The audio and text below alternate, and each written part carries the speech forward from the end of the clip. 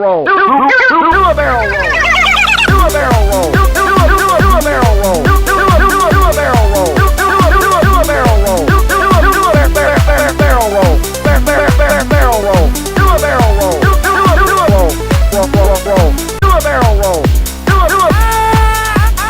a barrel roll. What? Do a barrel roll. What? Do a barrel roll. What? Do a barrel roll. What? Do a barrel roll.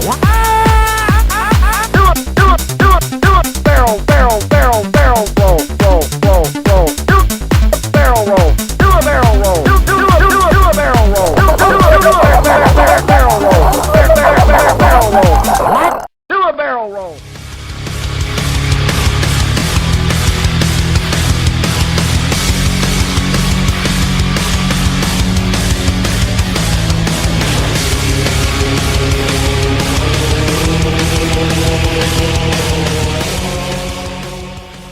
Hey, what is going on, all my fellow godlies and Warframe enthusiasts around the world? This is Vance from the ever-popular web series of Warframe God Builds, and it is once again time to take a look at yet another Archwing, possibly the hardest Archwing in the game to really master because it's got no defensive capabilities whatsoever, but it is the most damaging out of all the Archwings.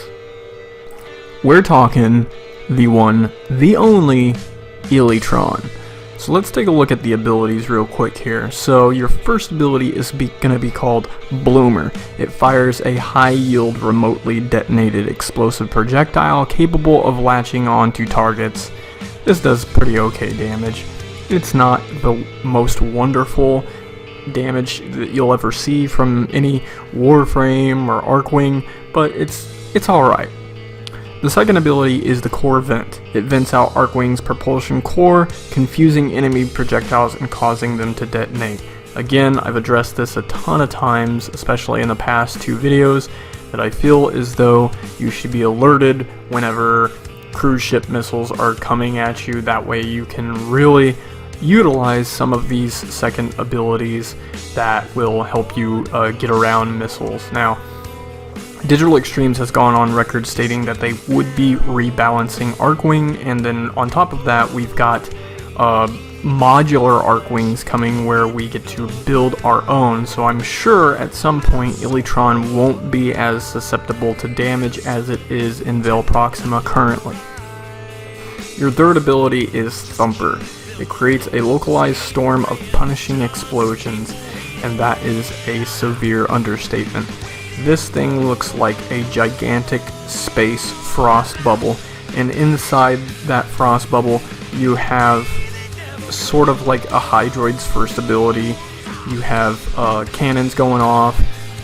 It looks like little missiles coming in and exploding all over the place, but basically inside this little sphere there is just an aura of damaging ability going on here, and it lasts for a set duration of time, which is 58.5 seconds in this build that we're utilizing here. It's wonderful for damage, especially if you're defending an area or if you cast it on something that's frozen, like say you want to cast it in the middle of a railjack's void hole. That would be incredible. The damage that you would see from that would be ridiculous. And then on to my favorite ultimate from any of the Archwings, the Warhead. This launches a floating missile capable of unleashing a massive explosion. Again, what an understatement. This has such a massive blast radius and does so much damage. I highly encourage that anyone who's using Elytron rely on this ability along in tangent with their third ability, because it's some of the best damaging maneuvers in the game as far as Archwings are concerned. I mean, hell, it might even be one of the best damaging abilities, including all of the Warframes.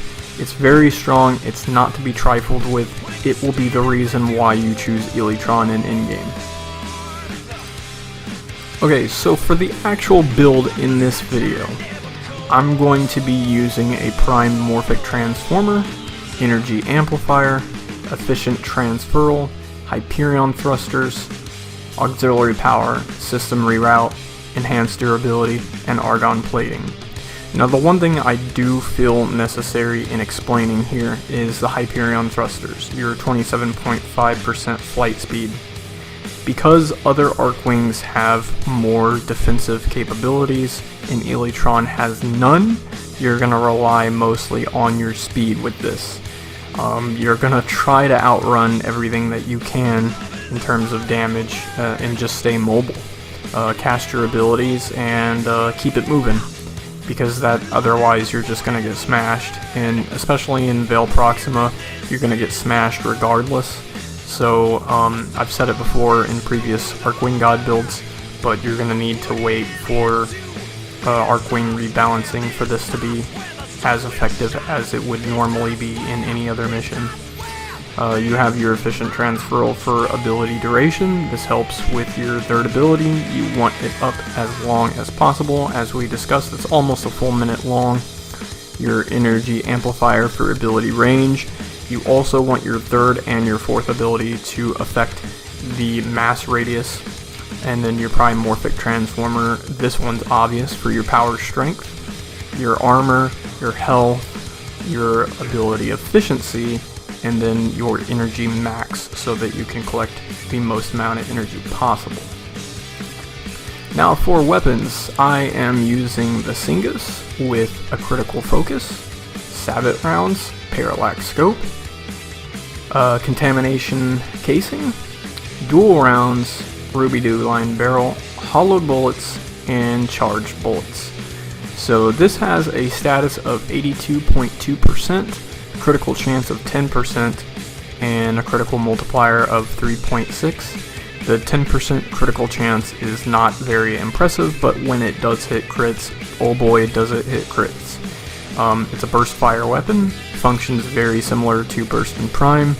If you can manage to get things frozen, or even if your friend who's operating the Itzel or the Amisha, if they can manage to use their abilities and slow down enemy fighters, then you can land as many shots as necessary on enemy fighters and do a lot of damage.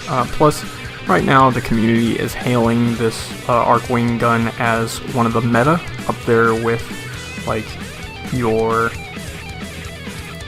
Imperator Vandal and Phaedra. So for your melee, I am using the Prisma Veritux. Now, in an earlier video I discussed how the lunge had been taken away from melees. Well, do I have a surprise for you with the Prisma Veritux. So, the lunge, I think what happened was Prisma Veritux got really angry and it ate all the lunge abilities from the previous melees, because this thing will lunge from across the map. I mean, I would honestly, on top of building for speed with Elytron, I would also rely very, very heavily on Prisma Veritux to get you to and from one enemy to the other, because the lunge distance on this thing is absurd. I mean, I'm going to show you video footage, but once you get this build going, you're going to see it for yourself.